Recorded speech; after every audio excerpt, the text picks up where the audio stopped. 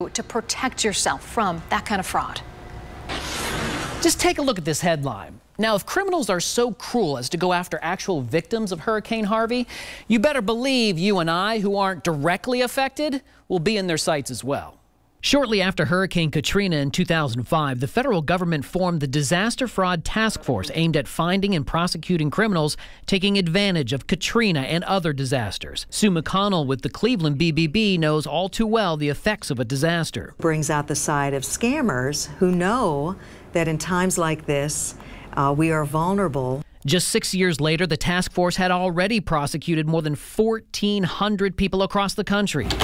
Don't fall for copycats. Scammers will come up with a name that's very similar, or in the URL, the name could be one letter off. We do see a lot of imposter websites crop up after these events.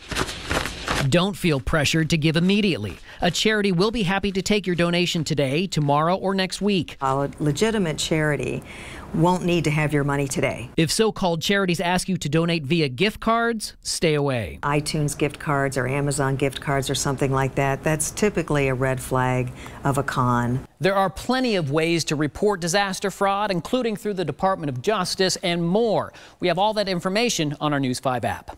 I'm 5 on your side investigator Jonathan Walsh for the E-Team.